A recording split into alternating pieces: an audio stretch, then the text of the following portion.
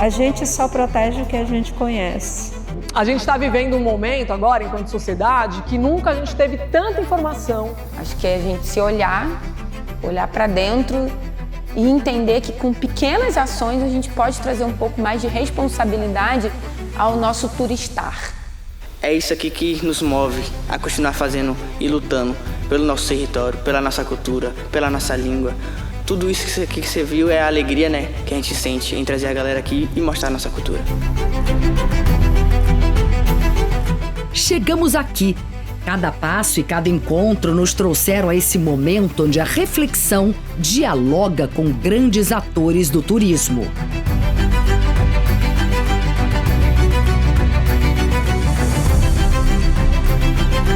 Algo que aprendi nesses anos de experiência é que cada palco é único.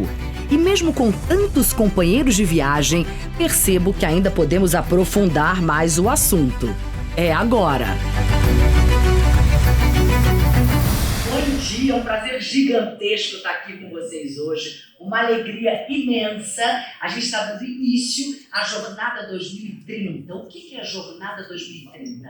É uma iniciativa que convida a refletir sobre o futuro do turismo, como em toda grande transformação, a ABAV, junto com a sua parceira de conteúdo, que é a Apply, se aprofundou para que nesses 2 dias nós possamos entender as principais tendências que já estão impactando o setor, além das soluções que vão redefinir os caminhos para enfrentar a crise climática, que, como nós todos sabemos, é um grande desafio para todos nós. E para acolher esse público especial, recebemos Ana Carolina Medeiros, da ABAV, para destacar a importância desses 2 dias de evento. Este é um momento único em que temos a oportunidade de refletir e agir sobre o futuro do turismo.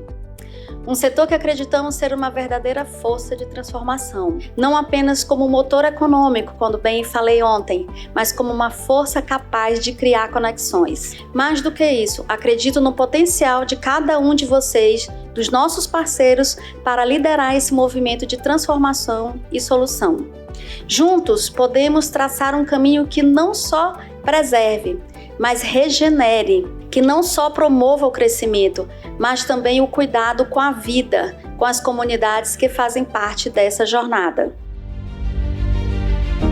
Olha, eu confesso que fiquei surpresa com o quanto conseguimos abordar em tão pouco tempo. Cada pessoa aqui estava engajada em aproveitar a oportunidade. E nós trouxemos a necessidade de eventos como esse, um evento da ABAV que é emblemático, tratar dessas ações. Porque a gente está na hora de debater um pouco menos e agir um pouco mais. E há alguns anos eu não acreditava que pequenas ações, pequenos gestos podiam fazer a diferença. Eu não acreditava nisso. Hoje eu acredito que pequenas ações, pequenos movimentos são grandes resultados. Eu quero trazer isso um pouco para você. A gente abraçou agora o fazer. E foi exatamente com esse espírito que trouxemos ao palco pessoas importantes do setor dispostas a dialogar. E o público compareceu não apenas para ouvir, mas também para questionar.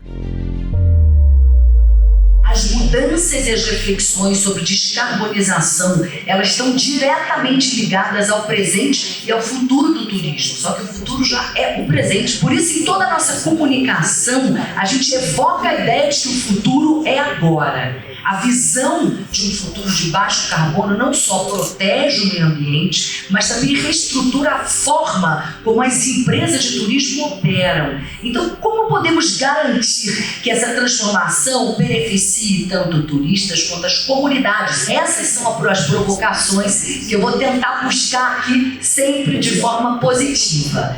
A transição energética, ela não é só uma transição da forma como a gente vê energia. É uma mudança de pensamento, é uma mudança da forma como a gente encara o nosso dia a dia.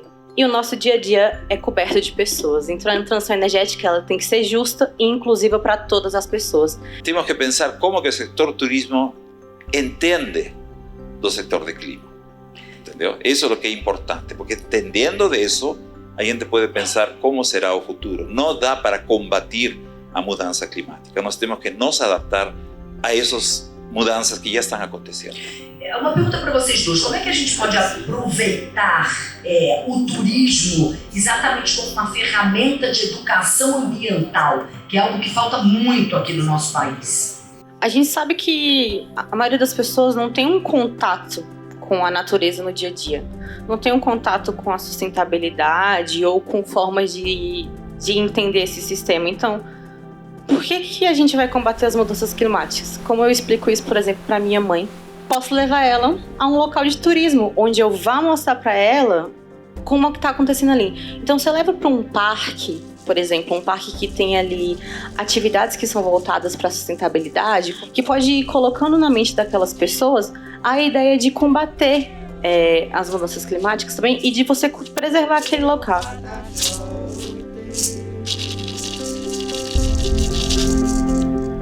O turista é um morador temporário. Qual é a responsabilidade de nós aqui, que somos de agências de viagens, de hotéis, não vou falar de aviação porque é um caso à parte, e que temos uma lógica puramente econômica. Então, estamos todos no mesmo planeta, somos todos moradores deste planeta sem fronteiras. Eu sou da indústria que estou aqui nesse congresso. Como, de fato, eu posso mudar o meu comportamento, a forma como eu vendo e educar o meu cliente? Essa percepção de que o clima está mudando e todos os negócios para mudar, incluindo o turismo. É claro, todo negócio quer ter lucro, é normal. Turismo quer ter lucro, é normal.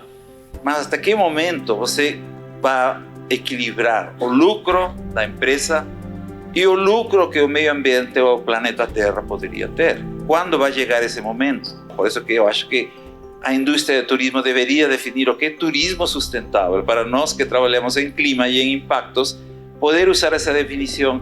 Isso me lembrou o que a Anne disse sobre a sintonia entre os diferentes elos que compõem o turismo. O governo tem um papel fundamental de regulamentar essas coisas, né?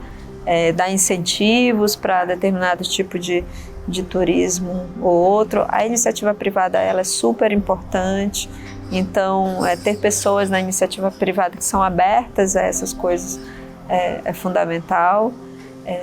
E a sociedade também, né? De repente experimentar essas coisas, se abrir para experimentar essas coisas. Eu acho que aí a gente tem o triângulo perfeito. Samara levantou uma questão importante sobre a relação entre a transição energética e as regiões periféricas. Se eu estou trocando toda a minha frota antiga por uma frota nova, o que eu vou fazer com a minha frota antiga? São coisas que a gente ainda não tem uma resposta. Porque o que acontece agora em algumas localidades? A gente traz uma nova frota de ônibus, uma frota nova, Euro 6, que está filtrando bem, e a minha frota antiga é levada nas cidades pequenas. E aí a gente concentra todo o CO2 que a gente está tirando da cidade, colocando nesse relatório, para uma cidade pequena, que não tem condição de se recuperar daquele impacto que vai ser causado a longo prazo. Nossas mini apresentações deram continuidade às reflexões do painel, e parecia haver uma sintonia entre o que foi debatido e o que aprendemos ao longo do caminho até aqui. Para mim, um grande prazer poder estar participando deste evento da ABAV, falando do nosso estado do Rio Grande do Sul, mas naturalmente depois do que a gente acabou de vivenciar no estado. O Brasil já é um país de experiências sustentáveis. Ele já é um país que tem uma matriz energética, 89% dela, de energias renováveis. Então, hoje, a principal estratégia que se tem discutido são os biocombustíveis, os que são chamados SAFs, os combustíveis sustentáveis de aviação. Só ser um estado carbono neutro não é mais o suficiente. É redução, é regeneração. Nós temos atrativos que depois que nós certificamos bonito, foram certificados também. Eles não foram certificados carbono neutro, eles foram certificados carbono negativo, ou Climate Positive, que é o nome da certificação. Sabe o que significa isso? Que eles sequestram mais carbono do que eles emitem. Um dos principais proprietários de atrativos turísticos do estado, do Brasil, Prêmio Mundial de Conservação, que se chama Eduardo Coelho. A gente tem uma coisa forte também, que é procurar ser um bom exemplo para a sociedade, onde a gente ter boas práticas e com isso influenciar uma melhoria da sociedade, né, e nessas boas práticas ambientais e sociais. Diante da reflexão, uma dúvida ainda ficou. Como podemos avançar na conscientização? Na opinião técnica dos senhores, é basicamente o que fazer mais para atingir de uma forma tão vasta essa régua de consciência da base da pirâmide até os topos? Acho que a primeira coisa que a gente tem que ter em mente é que a gente não tem uma única solução para a gente chegar no futuro net zero. Então, é um setor que, em algumas partes, busca alternativas, né, para tornar as atividades mais eficientes, mas chega um momento que a eficiência não é mais o suficiente. A gente precisa da mudança completa, porque sustentável é o que se mantém a longo prazo, mas que também beneficia todos ao redor, não só quem está financiando. Tem que beneficiar quem vai estar recebendo e quem vai estar fazendo parte. Então a gente tem alguns desses critérios que são relacionados às renováveis, desses impactos são relacionados que a gente já enxerga eles, a gente já vê, a gente já consegue mapear e a gente tem que lidar com eles. E como que a gente faz isso? Envolvendo as comunidades. A gente tem que dar voz para quem está na região.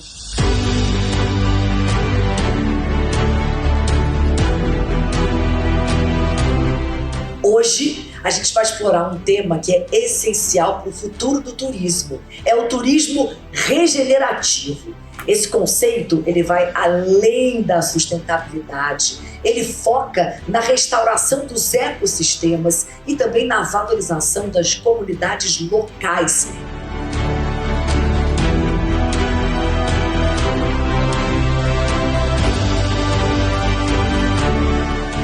Nós estamos na década da restauração dos ecossistemas e o turismo é chave para o desenvolvimento regional, é chave para valorizar as comunidades, é onde a gente tem mais chance de promover um turismo regenerativo e fazer com que esse desenvolvimento seja aliado à conservação da natureza, à proteção. Eu enxergo o turismo regenerativo como um campo, né, de práticas e valores que estão aí crescendo a partir de diferentes iniciativas. A gente está falando do visitante olhar o lugar além do atrativo, né? Então o turismo ele vive do atrativo, do produto, mas o regenerativo ele vem falar para a gente olhar para o território.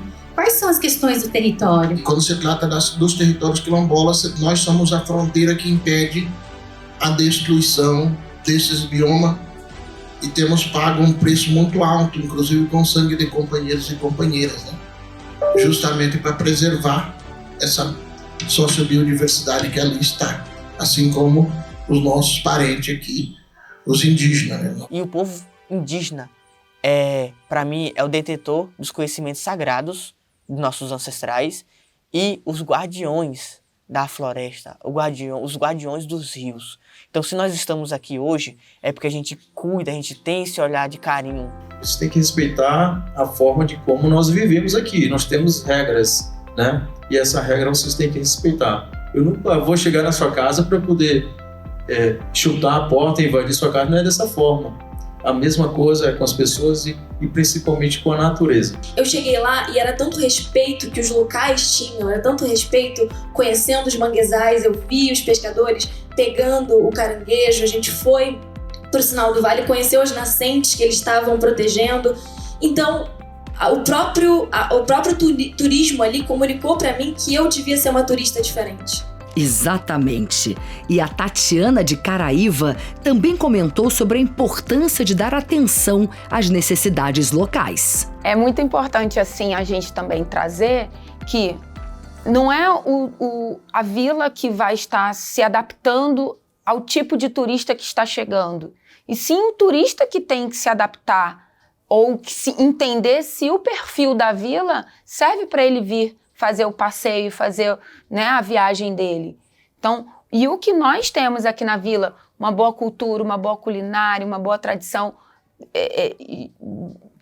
do que existe aqui, de nativos, então qual o perfil do turista que está adequado a vir à vila?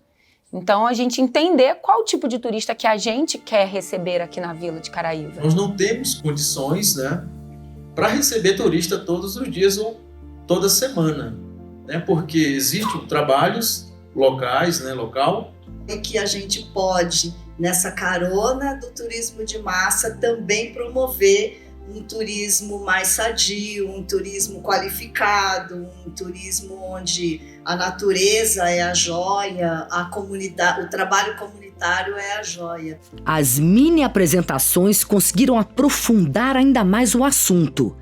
A gente olha para isso, né? E olha para nossa missão aqui de tentar mudar um pouco a relação da sociedade brasileira com as áreas protegidas, tendo em vista que as unidades de conservação são até hoje a principal estratégia feita pelo ser humano para a proteção da biodiversidade. Como o turismo pode se alinhar a uma visão de mundo ecológica e o funcionamento dos ecossistemas, ou seja, reconhecer que os lugares onde a gente desenvolve a prática turística não são apenas paisagens, não são cenários, né? Eles são ecossistemas. E eles têm um funcionamento particular, a gente precisa entender isso até para entender qual seria, né, o nosso impacto negativo ou positivo sobre aquele ambiente. São milhões de turistas que visitam locais ou destinos que têm que ver com vida silvestre, tem atividades tão consolidadas como, por exemplo, a observação de baleias, que mobiliza 13 milhões de pessoas no mundo, gera 2 bilhões de dólares anuais. Quando olhamos para as diferentes comunidades do Brasil,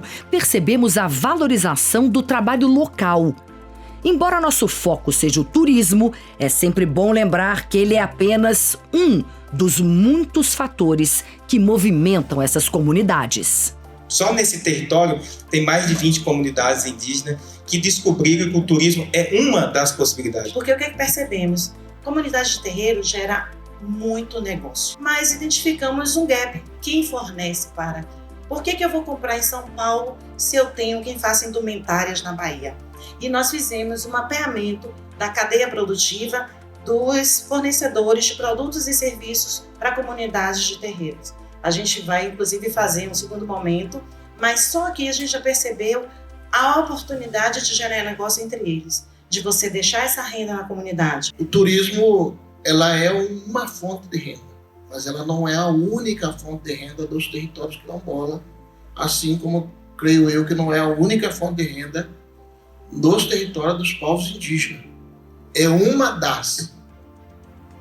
A gente não para nossa vida para só ficar, porque a comunidade, o que mantém a comunidade é a sua identidade, com o território. Dom Mia Couto, que é um escritor moçambicano, ele fala que a viagem, ela não começa quando a gente percorre distâncias, ela começa quando a gente atravessa as nossas fronteiras interiores, como turista, questionar o que eu estou fazendo ali, quem são aquelas pessoas. Não é para tornar a viagem chata, não é isso, pesada, mas as pessoas têm que se responsabilizar.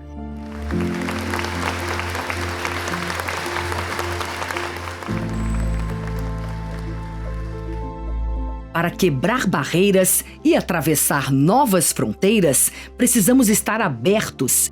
O que aprendemos, carregamos no coração, para que possamos voltar à estrada e alcançar novos horizontes, em direção ao mesmo futuro.